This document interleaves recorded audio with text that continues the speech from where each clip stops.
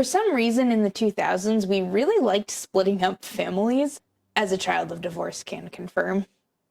There were two different shows on TV that, to my understanding, were largely the same concept: wife swap and trading spouses. To be honest, I've never really watched either of them in earnest until now, but I do know that Trading Spouses was on my aunt's TV at least once in my childhood, and I am driven by nothing if not nostalgia, plus my friend Sarah recommended it to me, so here we go.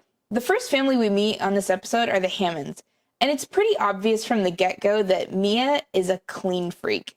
Mia is married to a man named Tim, and if I may, I personally think he's the highlight of this episode. Tim is not nearly as into cleaning as Mia, and he even tells us once that he was a party guy who turned into a family man. At one point, he asks Mia, "If you come home and the house is a shambles, would you still love us?" And I just had to ask, who hurt you, Tim? Mia can grate on you at times, in a loving way.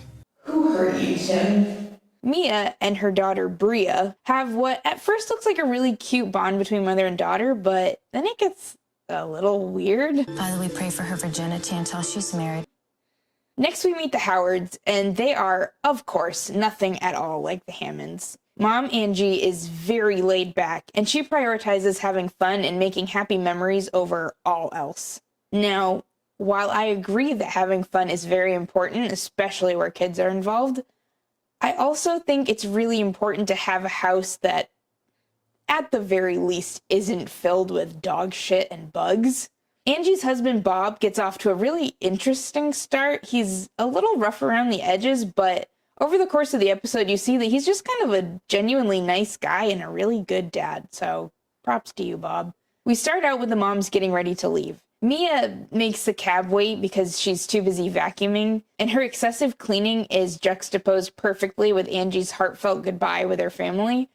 Her son Kyle brings her a stuffed animal to remember by, which was super adorable. We see Mia in her cab discovering where exactly she's going to be traveling to, and her reaction is something. The one place in the world I did not want to go was Chattanooga, Tennessee. Chattanooga, Tennessee is the one place you didn't want to go? That's oddly specific, but okay. We swiftly learn that Mia has a lot of opinions about the South and her idea of its people. When I think of the South, I think hillbillies. Redneck hillbillies. Oh my gosh, I can't even believe this. Like, it's to the point that when Tim picks Angie up from the airport, he starts laughing when he finds out that she's from Tennessee. Now, where are you from? Tennessee. Why is that funny? So I laughed about it because Mia doesn't really feel comfortable with Tennessee. I'm just really confused because I know fuck all about Tennessee, good or bad. What does Mia have against Tennessee? She's from Minnesota. Is there beef between Minnesota and Tennessee? Someone please explain. Now, while I said I've never really watched this show or its contemporaries before, I've seen enough TV and enough of Chris James's wife swap videos to know just how this episode is going to go. The uptight cleaning mom is going to butt heads with the fun, lighthearted family, while the other mom is going to have a way better time throughout this, teaching the strict family to have fun. And boy, was I right. Mia meets Bob, and they get off to a not great start. He gives her a hug, and she goes off on this rant about how she's not here to cheat on her husband. He grabbed me and embraced me, and I was totally taken back because I was like, oh my gosh, I'm not this man's wife. This is not my husband. I'm not sleeping with this man. I'm not cheating on my husband. But, like, her husband, Tim, hugged Angie, and do I ship Angie and Tim? Hi, how are you? Also, can we just talk about how utterly dramatic that flashback was? Good Lord. The dads bring their new spouses home, and we learn that Mia's fears of hillbillies have passed down to Bria. The worst thing would be if the new mom was a hillbilly and she had straw in her teeth and she stinks and she looks dirty and she has like a belly shirt and really tiny shorts. It would be really weird. Holy shit. just wondering, is hillbilly an offensive term nowadays? Because the way Bria and her mother say it, it just feels wrong. When Angie arrives at the Hammond household, she's immediately told to take her shoes off, and this really throws her for a loop. She wastes no time trying to bond with Bria and Caleb, but they are not at all interested in giving her the time of day. And I mean, I get it. I've worked with kids. They can be really shy when it comes to meeting new people, but Angie just seems so nice that it makes me really sad that they don't engage with her. Mia is horrified at the state of the Howard house, and I also get it. It's definitely not the worst house I've ever seen, but as I've mentioned before, the dog shit and the bugs everywhere are really not ideal. It was filthy, dirty. There was dog mess, piles of it, in the living room. I would not walk barefoot on the carpet, okay? Ever. The house is so messy to Mia that she has a really hard time sleeping and wakes the family up early by starting to vacuum. And she has this really weird exchange with Bob's mom, who they live with. Sue, you don't have to do that. This is mine. I told Sue that she didn't need to clean because I wanted to do it my way and make sure that it got done my way. My house, I don't have a grandma. I don't have somebody to do it. So I want you to just take some time for yourself and let me do it. And I just have to say, let Sue sweep her damn kitchen. God. On their second night at each other's houses, Angie and Mia find out that each family is going to receive $50,000, but that they get to choose how the other family spends their money. And the way that they both react to this is very telling. I mean, I only have a few days to figure out what they want and need.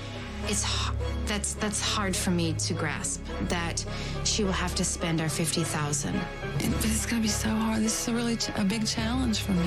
Angie is a selfless queen, confirmed. So I could only find this show here on YouTube, and the uploader has kept all the commercial breaks, which is kind of fun and nostalgic. And wait a minute, is that Eric Andre in a Verizon commercial? I have the Verizon network. Holy shit, it is. The next morning, the mothers are still struggling to adapt. In particular, Angie is trying her damnedest to bond with Bria, who is just so flat and disinterested with everything that Angie does. And Angie ends up crying when Tim takes the kids to school, and she has a really sweet moment where she snuggles with the stuffed animal that her son gave her earlier. Later at the Howard house, Bob, Sue, and Angie's daughter Candy plot to break the ice with Mia, and it's a very strange choice that they come up with. See, when Candy was young, her eye got shot out with a BB gun, so she has this prosthetic, and it's actually really nice to see how unashamed of it she is, as she should be. She'll take it out on the school bus and show all the kids. At school, I get paid to take it out a lot. The Howards decide to have Candy go up to Mia and pretend her eye is hurting, and to her credit, Mia seems genuinely concerned and, immediately moves to help. But then Candy pops out the eye and scares the hell out of Mia. And honestly, I feel kind of bad for Mia in this moment. I don't like pranks, and if I really thought someone was hurt and they did something like that to me, I would be not happy. For a bit of fun, Bob takes the family out to the aquarium, where Mia finds every opportunity to just be as miserable as she can. And when the family rides a carousel together later, she experiences some motion sickness, and again, I get it. I can't even read in the car anymore because it makes me so sick. But the show handles this moment with a ridiculously high level of drama. How we doing? Nervous yet? Yeah, I'm really nervous. My stomach is really jittery.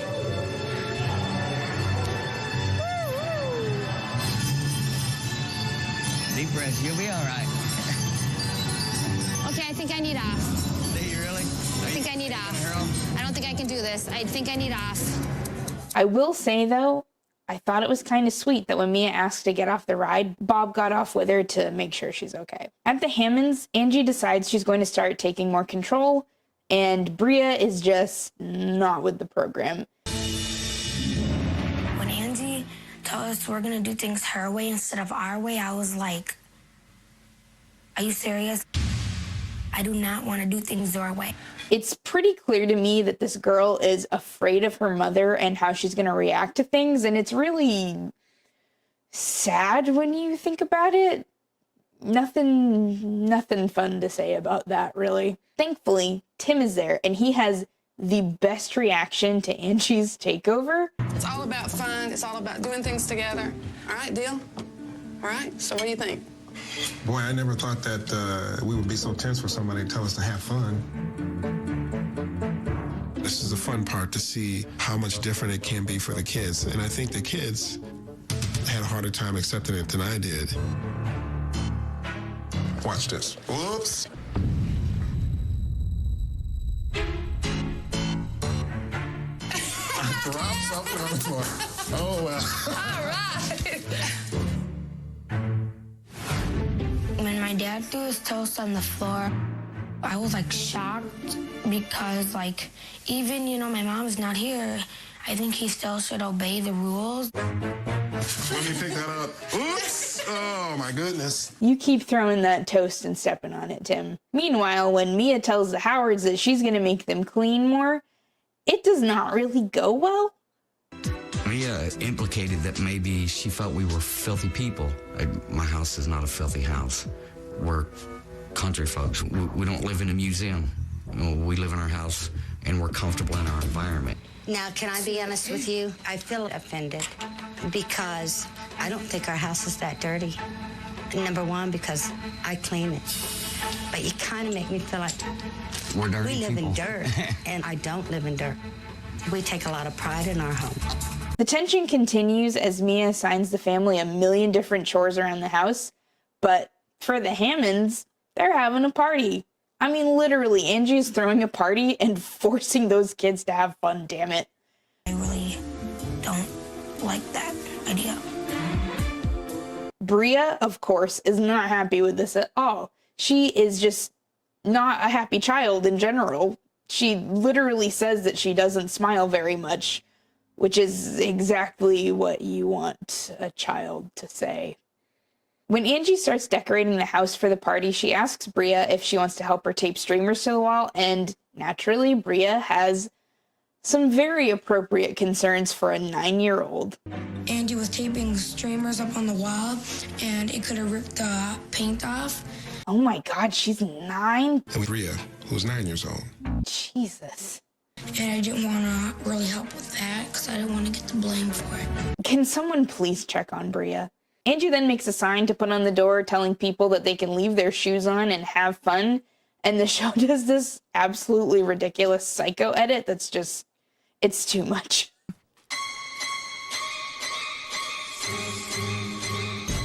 In my house, whether people like to wear their shoes or not, they're not welcome to wear their shoes in my home, period. The party starts, and there are so many close-ups on people wearing their shoes in the house, and Bria just has this completely haunted look on her face. And then the silly string comes out, and I'm pretty sure this is her personal Vietnam. Until she lets loose and decides to join in the fun. Thank God.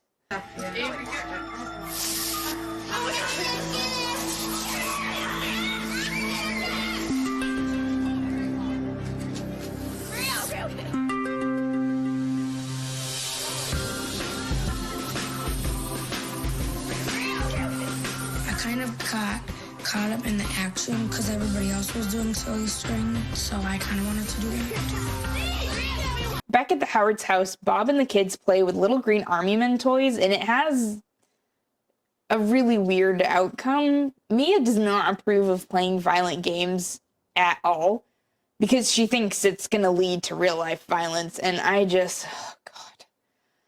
I'm reminded of having to do mock debates in school over violent video games and if they should be banned or not, and it's just, ugh, I hate this argument. At the Hammonds, Angie organizes a surprise game where they all dress up in garbage bags and throw Jell-O at each other in the backyard. Tim is living his best life. And more importantly, Bria and Caleb are also having a really good time. I'm gonna remember this moment for the rest of my life. In the morning, Bria starts worrying about her mother's reaction to the messy house after the party. She doesn't want Mia to be mad at her, like mad at her. And that's just a really heavy burden for a 9-year-old, if you ask me. Ugh. I was nervous because I was feeling like I did something wrong, and I didn't want my mom to get mad at me. And Angie finds this response really depressing, as do I. Like, come on. Down in Chattanooga, the violence discourse continues between Mia and the Howards and definitely escalates. She's really horrified to find out that Kyle is, just being a little boy and killing worms and slugs with salt. And I mean, I agree it's not cool to do that. Leave bugs alone, except for ticks. Fuck ticks. But then Mia confronts Bob about Kyle's so-called violent tendencies, and it turns into a whole thing. Statistics show. Okay. You put into your child what you're gonna get out of your child. So obviously you allow Kyle to play with those little men and you allow him to shoot and kill. Kyle playing with the soldier ain't gonna make him go out there and be the next terrorist of the world. Can we go back to the dog shit, please? It's a little boy, active imagination, playing with jeeps, playing with guns. War is a reality in our life. So let me ask you this. What if your son-in-law doesn't come home? How would you feel if he gets killed in Iraq?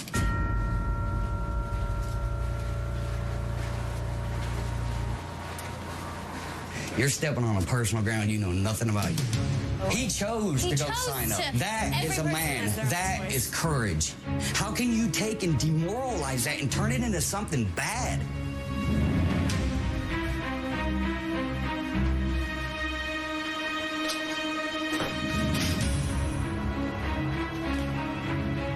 I would like my mic turned off. While I'm pretty neutral on this argument, and I can totally see where Mia is coming from to an extent, I do want to say that I think Mia took it a little too far by bringing up Bob's son-in-law. That's just me. After the blow-up, there's a very solemn mood in the Howard household, but Sue and Bob make nice with Mia and squash the conflict for her remaining time with them. They actually have a really sweet goodbye, and Mia gives the whole family a lot of hugs of her own volition, so I guess she changed a little. I hope Tim doesn't mind getting cheated on. Have fun. Angie, meanwhile, has a really heartwarming goodbye with the Hammonds, and Caleb tells Angie that he wishes she could stay longer. And I mean, that boy, he didn't say very much throughout the episode, but when he did, he really made it count. It's also clear that Angie has had a very positive impact on the family, and she even inspires Tim to tell Mia to lighten up a little. The moms finally meet and deliver each other letters with their plans for the $50,000. Angie confronts Mia for being so uptight, and Mia tells her that her house is filthy. I think I've always taken pride in my home. I take pride in my home, too, in the fact that people come to my home and that they're comfortable. I don't necessarily agree with that. It hurt my feelings. I'm sorry. Again, the bugs are not great, but I hate to see Angie cry when she's clearly such a nice person. The moms return home, and Angie is, of course, as she deserves to be, showered with love, while Mia is just happy to be out of Tennessee. All I could do was grin from like ear to ear. I was really excited. I was so glad to be away from Tennessee. Really, woman, what happened to you in Tennessee that you hate it so much for? When Mia comes into the house, she immediately clocks the silly string on the ceiling and gets really pissed about the party. So what happened to the ceiling? We sprayed it. In the house? Why did you spray silly string in the house, though, Because Caleb? it was a party. It was a happy party. Oh, so would you like me to give happy parties? Did Angie tell you what the sign was on the door? What sign on the door? Oh, we're gonna have fist fights going tonight. You guys just looking for trouble. What did the sign on the door It say? said, keep your shoes on in the house. I did not wear my shoes in the house one time. Did you keep your shoes on? Where Caleb is. Everybody's wearing their shoes. Well, yeah, hey, everybody else wears their shoes, so why not? Let's start wearing our shoes in the house. I mean, you guys did it when I was gone. No, I didn't. The letters are open and the mothers reveal how their money is going to be spent. Mia allotted the money in various ways that I personally thought were really nice and thoughtful, but the Howard family reacts in a really strange way. Like, they're all kind of like making fun of the way that she did the money. I have dedicated $20,000 for your family to put down on a home of your own. $5,000 for you, Angie, to buy a nice used vehicle of your choice. $4,000, Angie, for you to go to cosmetology school. $1,000 to Kenny for college. $1,000 for a college fund for Kyle. $4,000 for you, Angie, Bob, Kyle, and Kenny to visit me and my family in the winter to go skiing in Minnesota. But then you see that Sue is really moved because Mia gave her money for her dog surgery that she couldn't afford. So, God willing, that dog will stop shitting all over the place. Mia's reaction to Angie's letter is really telling. Like, I have never seen someone get so angry about receiving a free trip to Disney World, but I guess if the shoe fits, you gotta wear it, right? Just as long as you don't wear it in the house. She's also extra pissed about Angie giving Tim a bunch of money to buy a motorcycle. Are you okay with that? Well, I don't have a choice. I have to be. And Tim straight up just tells her she's overreacting. So there's a huge part of me that... No, I just think you're overreacting, and I think you should calm down. Which I'm sure he paid for later. Mia walks away from the whole experience feeling very disrespected by everyone involved, especially her own family. I am back home, and we live by Mom's rules. Okay, you know what? From here on out. This is my house too, okay? Let's And I not get ugly. understand that. Let's not get ugly. I'm not getting ugly. This is my house too, okay? Don't disrespect me either. But, I mean, Tim finally starts speaking up for himself, and I think I speak for us all when I say, hats off to you, Tim. And then the episode just kind of ends, but, you know, that's what you get for watching a copy of something on YouTube. So anyway, that was Trading Spouses. I hope you all enjoyed watching this with me. If you have any suggestions for more reality shows to cover, please put them down in the comments and maybe I'll feature them in a future video. If you liked this, please consider giving me a like and subscribe to the channel. It would really help me out. And join me next time when I watch something else. Bye.